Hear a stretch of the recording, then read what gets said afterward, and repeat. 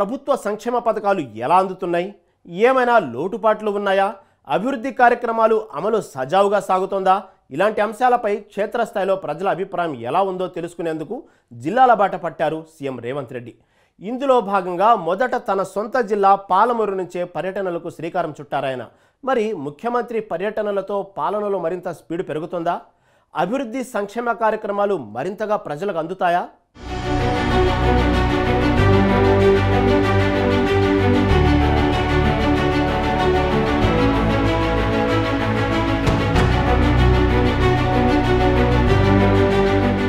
చాలా జిల్లాల్లో కలెక్టర్లు ఆఫీసులకు మాత్రమే పరిమితమవుతున్నారు. అలా కాకుండా వారానికి ఒకరోజు క్షేత్రస్థాయి పర్యటనలకు వెళ్ళండి. అభివృద్ధి పనులు, సంక్షేమ పథకాలు, ఆయా కార్యక్రమాల పురోగతి తెలుసుకోండి. నేను అతి త్వరలో వారానికి ఓ జిల్లాకు వస్తాను అంటూ కొద్ది రోజుల క్రితమే ప్రభుత్వ ఉన్నతాధికారుల సమావేశంలో ఆదేశించారు సీఎం రేవంత్ రెడ్డి. అంతేకాదు, చెప్పినట్లుగానే తానే స్వయంగా రంగంలోకి దిగారు.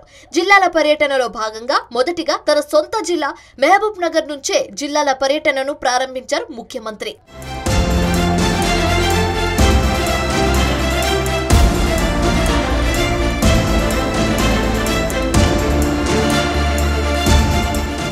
ప్రభుత్వ లక్ష్యాలను ప్రజల్లోకి మరింతగా తీసుకెళ్లడమే ప్రధానంగా సాగిన పర్యటనలో పలు అభివృద్ధి పనులకు శంకుస్థాపనలు, ప్రారంభోత్సవాలు నిర్వహించారు. పాలమూరులో పెండింగ్ ప్రాజెక్టు పనులు పరుగులు పెట్టాలని ఉమ్మడి జిల్లా అధికారులకు దిశానిర్దేశం చేశారు ముఖ్యమంత్రి. ఎలాంటి సమస్యలు ఉన్నా పరిష్కరించి పనుల్ని నిర్దేశిత గడువులోగా పూర్తి చేయాల్సిందేనని స్పష్టం చేశారు సీఎం. పాలమూరు రంగారెడ్డి ఎత్తిపోతుల పథకంతో పాటు భీమా, నెట్టెంపాడు, కలవకుర్తి, కోయిలసాగర్ ప్రాజెక్టుల వారీగా సమీక్ష సమావేశం నిర్వహించారు. 2009లో మనము కష్టపడి గెలిపిస్తే పార్లమెంట్ సభ్యుడిగా ఎన్నికైన చంద్రశేఖరరావు తెలంగాణ రాష్ట్రం వచ్చిన తర్వాత మన ప్రాంతానికి అన్యాయం చేసి మన ప్రాంతాన్ని ఎండబెట్టి అభివృద్ధికి ఆమడ దూరంలో పెట్టడం జరిగింది.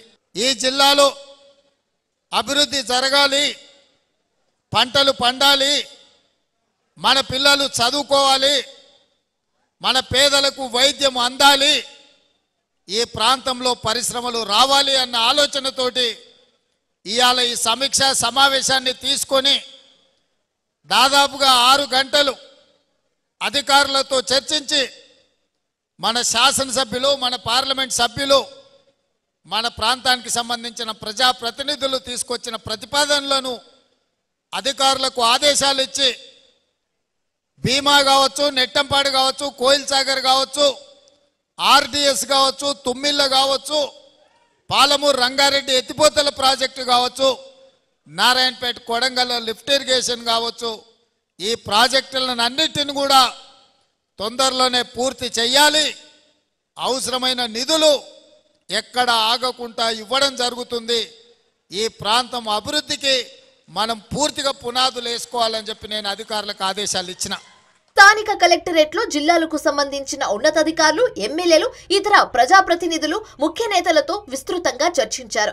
రాష్ట్రంలో కాంగ్రెస్ ప్రభుత్వం వచ్చినప్పటి నుంచి అభివృద్ధి, సంక్షేమ కార్యక్రమాలు ప్రజలకు సక్రమంగా అందుతున్నాయా, నిజమైన లబ్ధిదారులో ఇంకా ఎవరికి అందాల్సి ఉంది, ఏ ఏ కార్యక్రమాలు చేపట్టాలి అన్న అంశాలను ఎప్పటికప్పుడు తెలుసుకోవాలని సూచించారు ముఖ్యమంత్రి.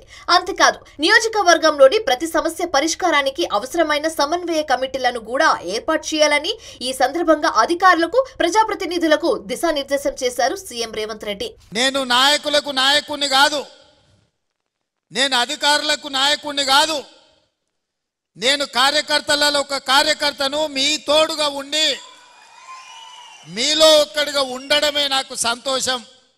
అందుకే జిల్లా పార్టీ నాయకులకు నేను చెప్పిన సమీక్ష సమావేశం తర్వాత జిల్లాలో ఉండే ముఖ్యమైన కాంగ్రెస్ శ్రేణులను ఒక దగ్గర కూర్చోబెట్టండి, వాళ్ళతో ఒక 10 నిమిషాలు మాట్లాడి వీలైనంత మేరకు వాళ్ళని కలిస్తే నాకు సంతోషం వస్తుంది, నాకు బలం వస్తుంది.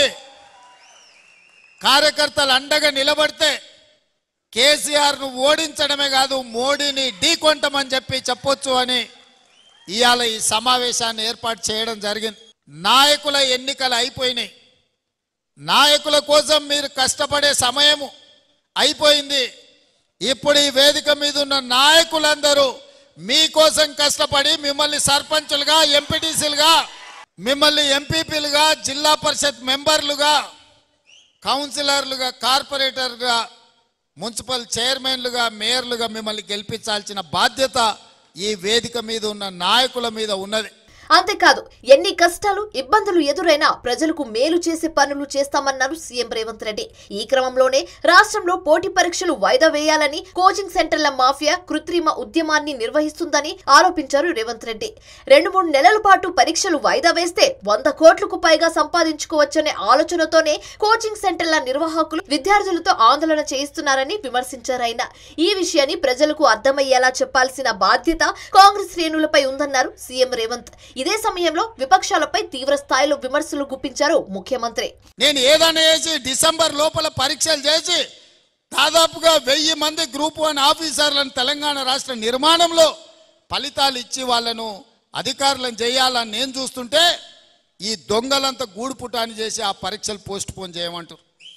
ఇట్లనే గ్రూప్ 2 కూడా, అట్లనే గ్రూప్ 3 కూడా, దానికి ఒక 5 లక్షల మంది, దీనికి ఒక 5 లక్షల మంది పరీక్షలకు ఈరోజు హాజరుగానికి అప్లికేషన్లు పెట్టుకోరు. ఈ పరీక్షలు పోస్ట్ పోన్ చేస్తే కోచింగ్ సెంటర్లు బతుకుతాయి. ఒక్క నెల ఏదైనా పరీక్షలు గ్రూప్ 1 గ్రూప్ 2 పోస్ట్ పోన్ చేస్తే ఒక్కొక్క కోచింగ్ సెంటర్కు 100 కోట్ల రూపాయల ఫీజులు వస్తాయి. ఇవాళ కోచింగ్ సెంటర్ల మాఫియా కొంతమంది కిరాయి మనుషులను పెట్టి ఆ కిరాయి మనుషులతో రోడ్ల మీద ధర్నాలు చేసి పరీక్షలు పోస్ట్ పోన్ చేయమని అడుగుతున్నారు. ఇవాళ మాకు ప్రభుత్వానికి పోయేదేముంది? ఒకవేళ పరీక్షలు పోస్ట్ పోన్ చేస్తే విద్యార్థులకు నష్టం. కోచింగ్ సెంటర్లు 100 కోట్ల రూపాయలు కొల్లగొట్టడానికి కోచింగ్ సెంటర్లో ఇవాళ పరీక్షల్ని వాయిదా ఏమని అడుగుతారు. మరోవైపు పార్టీలో నిబద్ధతతో పనిచేసే వారికి తగిన గుర్తింపు ఉంటుందన్నారు ముఖ్యమంత్రి రేవంత్ రెడ్డి. ఇప్పటికే 35 కార్పొరేషన్ పదవుల్ని భర్తీ చేశామన్న ఆయన త్వరలోనే పీసీసీ నియామకం, ఆ తర్వాత డీసీసీ పదవుల భర్తీ ఉంటుందని తెలిపారు. మా మంత్రి గారికి, మా ఎమ్మెల్యేలకు నేను సూచన చేస్తున్నా, ఎక్కడెక్కడైతే టెంపుల్స్ ఉన్నాయో టెంపుల్స్ కమిటీలు, మార్కెట్ కమిటీలు, ఇంకా ఇతర నామినేటెడ్ పోస్టులు ఏవేవైతే ఉన్నాయో కార్యకర్తలకు, కష్టపడ్డ వాళ్లకు అవకాశం, రానోళ్లకు అవకాశం ఇచ్చి వాళ్ళందరినీ కూడా తక్షణమే ఆ పదవులలో కూర్చోబెట్టాలని చెప్పి వేదిక మీద ఉన్న ఎమ్మెల్యేలందరికీ నేను ఆదేశాలు ఇస్తున్నా. ఎవరైతే పార్టీ కోసం కష్టపడ్డారో వాళ్ళకే ఇవ్వాలి అని మాట చెప్పడానికే కార్యకర్తల సమక్షంలో కష్టపడ్డ కార్యకర్తలనే వాళ్ళను కుర్చీలలో కూర్చోబెట్టాలి, వాళ్ళకు పదవులు కట్టబెట్టాలి అని చెప్పి కాంగ్రెస్ పార్టీ అధ్యక్షుడిగా ఈరోజు రాష్ట్ర ముఖ్యమంత్రిగా వారికి ఆదేశాలు ఇస్తున్నా. గతేడాది డిసెంబర్లో తెలంగాణలో కాంగ్రెస్ ప్రభుత్వం అధికారంలోకి రాగా సీఎంగా రేవంత్ రెడ్డి బాధ్యతలు చేపట్టారు. అయితే ఆ తర్వాత కొన్ని రోజులకే లోక్సభ షెడ్యూల్ రావడంతో పాలనకు కొంత బ్రేక్ పడింది. ఇప్పుడు ఎన్నికలు పూర్తి కావడంతో పూర్తి స్థాయిలో పాలనపై దృష్టి సారించడంలో భాగంగా ఇప్పటి వరకు జరిగిన అభివృద్ధి, సంక్షేమ కార్యక్రమాలకు సంబంధించి ప్రజల నుంచి ఫీడ్బ్యాక్ తీసుకునే పని నాయకులకు అప్పగించారు సీఎం రేవంత్ రెడ్డి. అయితే ఇందులోనే భాగంగానే వారానికి ఓ జిల్లాకు వెళ్లనున్నారు.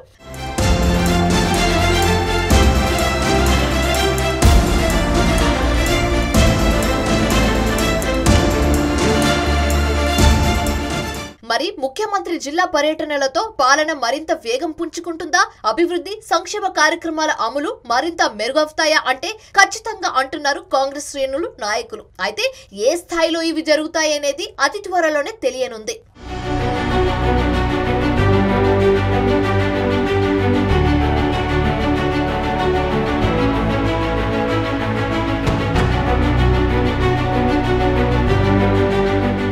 ఇది వాటి ఇదండి సంగతి కార్యక్రమం. రేపు మరో ఎపిసోడ్తో మళ్ళీ కలుద్దాం. అంతవరకు సెలవు, నమస్తే.